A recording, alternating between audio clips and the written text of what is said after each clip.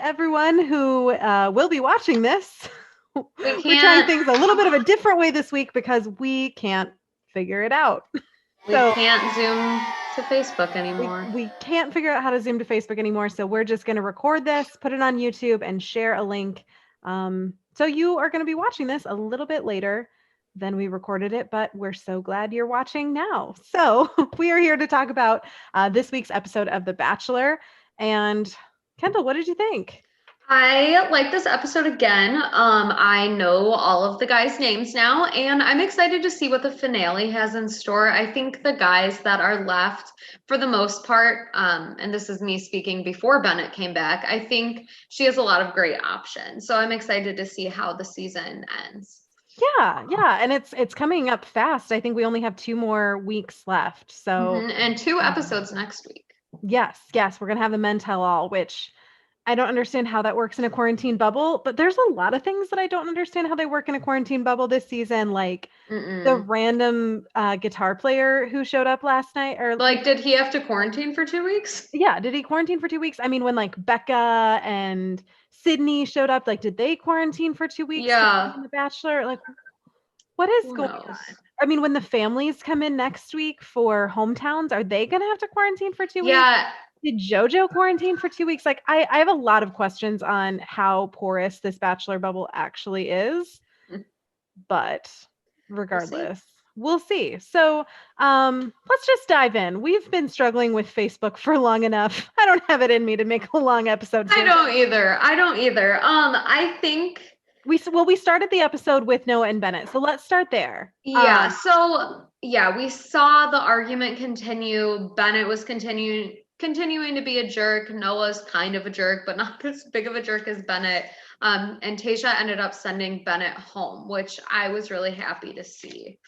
Yeah, I think the biggest issue for me wasn't just like is one better than the other, but the way Bennett was problematic was just too much. Like his condescension was just too much, and I think Noah really said it best for why I was glad Tasha Yeah, sent Bennett home, even over Noah, which I don't like Noah at all. I don't think no, he's going to be a match for Tasha by any no. means. I agree with Bennett on that, but what Noah said, and I think I wrote it down exactly. So let me look at my notes here.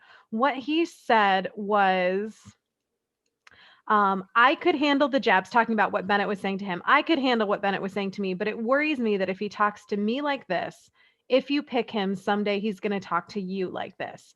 And I thought, for someone Hmm. who, like I said, I have problems with Noah, but I thought that was really insightful. And I Yeah, think that's something that we often forget about when we're in kind of that bubble of a new relationship, or that bubble of a relationship where someone is in that early honeymoon phase. Someone's treating you really well, but look at how they're treating other people around you. Like, if you go out to exactly. dinner, are they really rude to the wait staff? Or are they really inappropriate with their friends, or really rude with their friends? Or how do they talk about their exes? That's a huge red flag for me. If I'm in a new relationship, thinking about the person I'm getting to know is, how do they talk about their former partners? Do they tell me that all their exes were crazy and were terrible and blah, blah, blah? Do they not get along with, does everyone they dated hate them? Like, Hmm. if so, that's a red flag to me, because if they're saying horrible things about their exes, that makes me think that, like, when we break up, are you going to say those kinds of things about me? Or, Exactly. would you start treating me that way someday? Or if every other person you've dated is like crazy or super sensitive or whatever, it makes me think that the common denominator is you, and maybe Yeah. there's a problem. Not that that's true across the board, but sometimes, again, when you're in that early phase where someone's treating you really well, something to look for is, how are they treating other people? If they treat you really well, but they treat other people poorly, or they're really condescending to other people, they're gonna end up being that way towards Yeah. you. Yeah, and I was glad that Noah said that. I mean, I think it was brave of him to kind of bring up, like, it seemed like he was in a situation that was uncomfortable for him anyway, and just for him to say, like, hey, I'm worried about this. I'm worried about really your safety, or like your emotional safety, if you do choose Bennett. I thought that was important, and something, yeah, that we see so often in abusive relationships, or among perpetrators of violence, if they're treating other people in their lives really poorly, and I mean acting like Bennett, then chances are, they will be treating their future partner or their current partner like that. So yeah, I was glad that that Noah brought that up. And that's something that we see a lot in like the Bachelor world is the lead is getting like one personality with the person they really like, but Hmm. then the people in the house are seeing just a totally different side of them. And that is a fine balance to walk of like trying to help the lead know that this person maybe is, kind of in that love bombing phase or in that honeymoon phase with you right now. But the way they act towards us, like we're worried how that if they act Exactly. like you that towards you someday. And that's a fine line to walk without like getting dragged down. I mean, Noah is 100% not going to end up with Tasha. He has chosen to be the guy who, has drama in the house. So you pick your battles with that, but that is something like to know that okay, how this person acts around you is not how they act around other people. And how they Exactly. act around other people is going to turn into how they act around you. And like having that Exactly. information sooner is helpful. So, it's hard to talk with someone about that, but if you're seeing a different perspective or a different side of someone, it's helpful to let a friend know that, Yeah. definitely. So that was, good on Noah for, I think that was really his only leg to stand on for telling Tasha why she should send Bennett home instead of him. Yeah. So, that was a more mature, a more emotionally intelligent, uh, I can't. act than I expected out of Noah. So good for him. Yeah, this episode too, it really did continue those hard conversations that we saw last week. Mhm. Riley opened up about some issues that he had within his family, specifically with his dad. And Ben opened up again about suicide. I liked that both conversations were had. I'm glad again that we're opening these doors to talk about mental health, specifically with Ben's conversation. Um, but I think you and I both agree that we saw really two different ways that Tasha interacted with someone that was talking about something really hard for them to tell. Yeah. Yeah, so I agree. Like continuing that theme of vulnerability, sharing openly with your partner, that's good. And seeing men be vulnerable, Riley was crying, we saw less of the guys supporting each other, which I kind of missed this time. Yeah. But we saw that continuation of emotional vulnerability, being safe and accepted, talking about things that are often taboo in our society. I mean, Ben talking about mental health, suicide, Yeah. talking about all these things that really impacted him, and so often we don't talk about that. We act like it's something to hide or to be embarrassed about, just like with addiction last week with Zach. I mean, lots Mhm. of things that we're saying, this isn't something to be embarrassed about. This isn't something that like defines you. This isn't something that you have to regret. That's something that, thinking over the last few weeks, I've been really impressed with. The Bachelor tends to have this theme of like with trauma of, you tell us something really horrible that happened to someone else, or you Yeah. tell us something that really horrible that happened to you, and it's always this like big trauma, sad, horrible. But like we saw with Zach's story last week, he said like, yeah, I had this struggle with addiction and I got through it and it's made me who I am today. And it wasn't Hmm. like oh, I was, I'm not worthy of love. I'm so worried Tasha won't love me if she finds this out. It was more of like, this is a part of who I am that I'm sharing with my future partner. And I feel Hmm. like seeing things in that light is so important. Not, I'm worried I won't be loved because I've been divorced or because I've been through addiction or because I've Yeah. been through an eating disorder or whatever, but more of like, this is a part of who I am. It's scary, but I'm going to share it with someone. That's a huge improvement in how The Bachelor has handled trauma. However, last night, despite the real positives of again bringing attention to these issues that are often stigmatized and hidden, which I'm so glad we're doing that, last night we saw The Bachelor fall back into its old patterns of like pushing people to share their trauma for the sake of Hmm. sharing their trauma or for the sake of ratings or the sake of drama. Yeah. I felt like Yeah. with Ben, he was uncomfortable. And Tasha kept pushing him, and I'm sure the show kept pushing her to keep pushing him to open up. And she kept saying things like, well, we can't move forward if you won't open up with me. We can't move forward with your walls up. Like if Yeah. you I think he Ben can't really. open up, we can't I can't fall in love with him, or like he might have to go home if he doesn't open up.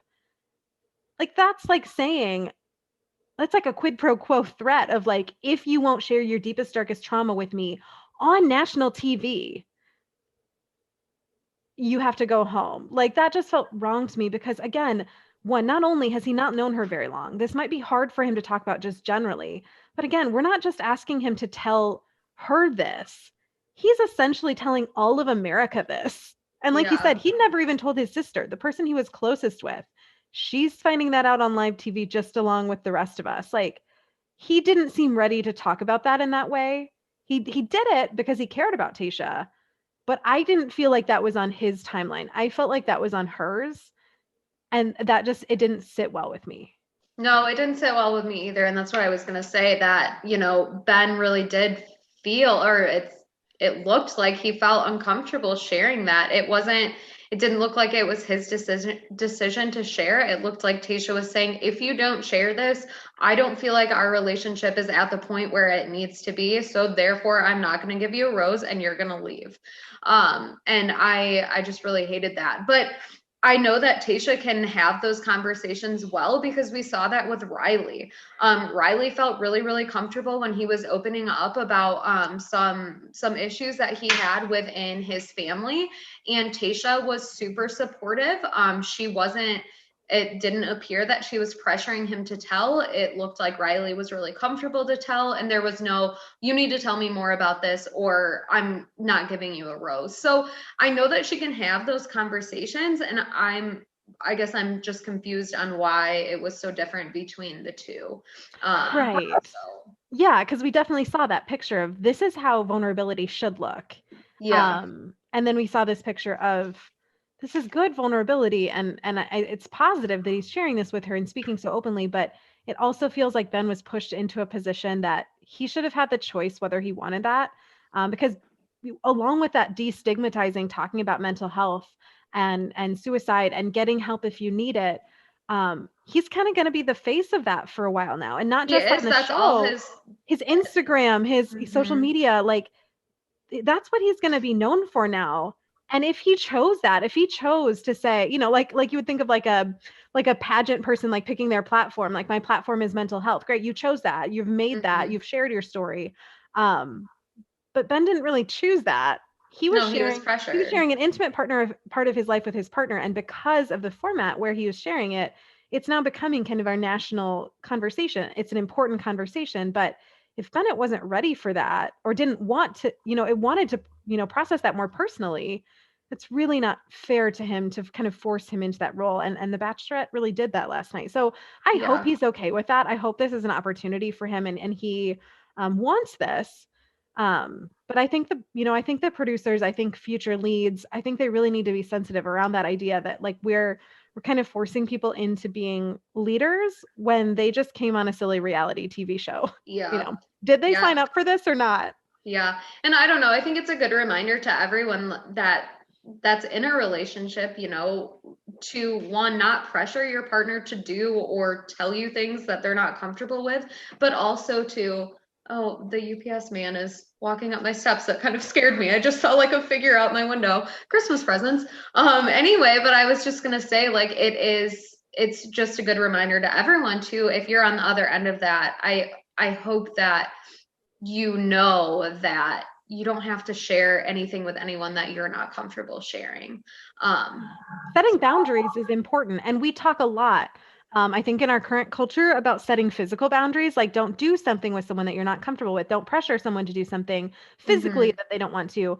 But we really need to talk about emotional boundaries too and say, um, don't pressure someone to share something that they're not ready to yet, or don't push someone exactly. to be vulnerable on a timeline. I think a lot of times we kind of forget that those boundaries are just as important. And if you're meeting someone new and they're sharing their deepest, darkest traumas with you, you're not required to do the same thing. You get to No, decide, and you're not a bad person for saying, "Hey, I'm really enjoying dating you.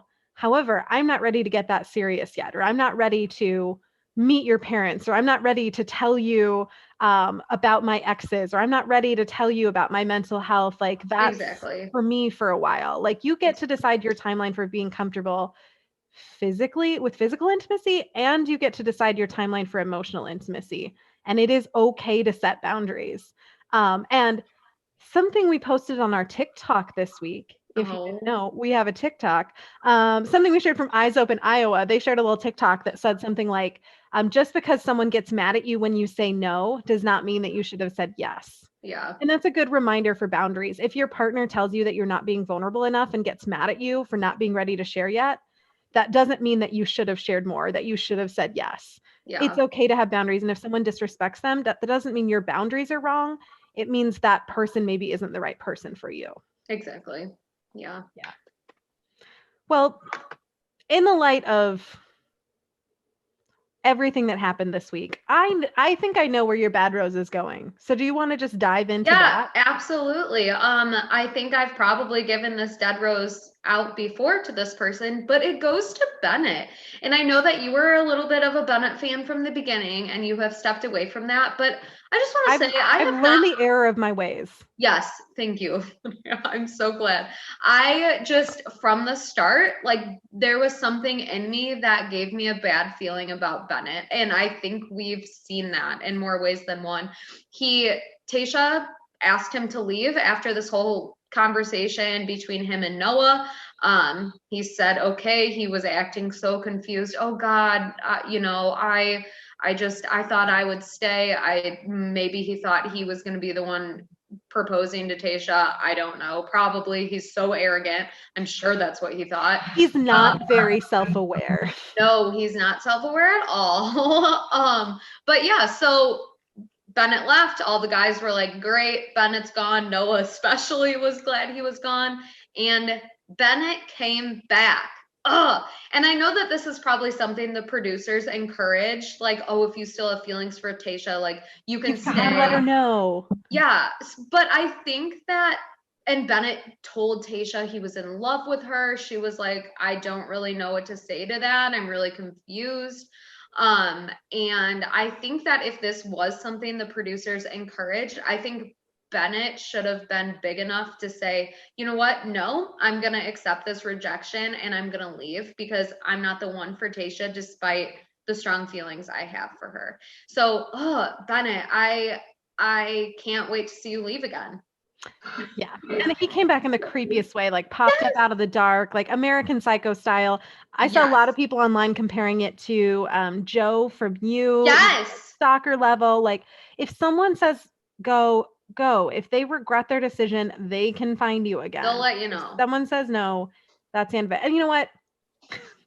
We have had enough of this in Bachelor Nation lately. The producers should have known better than to have someone who stalks a person who says no to them. Like, we just had the whole Colton thing.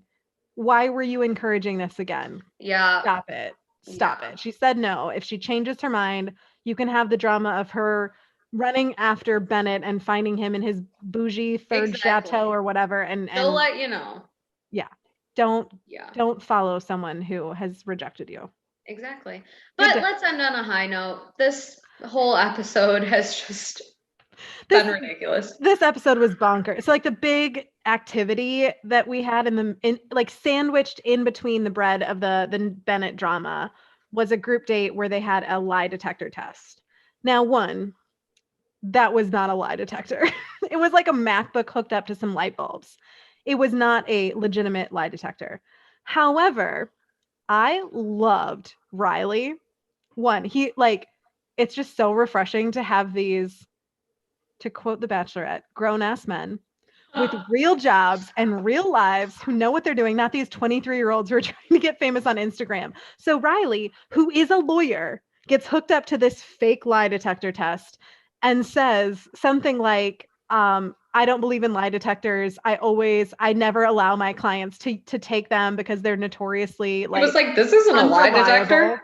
When even he said like even real lie detectors that are used in courts and cases and everything, he's like, I don't let my clients take lie detector tests because they're notoriously unreliable. Mm-hmm. And you know, kudos to Riley. I mean, he went ahead and did it and we had drama from it, whatever. But like, kudos to Riley for bringing up that very important point that lie detectors are not what they look like on Law and Order. They do not work. They're a horrible basis for assuming that someone is lying or that someone is a criminal. They need to be thrown out of our justice system. They're horrible. We need to all stop depending on, well, like the lie detector test said they were lying. Lie Mm-hmm. detectors are based on faulty science. They're not good. They're terrible. And like, good rose to Riley for calling that out and for But being Linnea's a bad man with a rose real goes job. to lie detectors. My bad rose goes to lie detectors. They're horrible. Do not convict someone based on a lie detector test. Kudos to Riley for just being a delightful human being with a real job who tells it like it is and says that lie detector tests are baloney. I just loved that moment and just was refreshing. Good So job, a good Riley. rose to Riley. Love it. Love to see it. Awesome. Well, hopefully by next week, Facebook will let us go live from Zoom. And if not, we'll just continue to record, post on YouTube, and post the link. We'll do this again. Next week, we will have Allison from NIU with us. So if you were missing Allison, tune in next week. She's going to be with us, and we are so excited to have her back. So tune in next week. There is an episode on Monday, an episode on Tuesday. Do not worry. We are only doing one video for you to catch up with. So we will see you next week. We'll catch up on the Men Tell All. We'll catch up on the hometown dates. And hopefully, we'll have finally said goodbye to Bennett.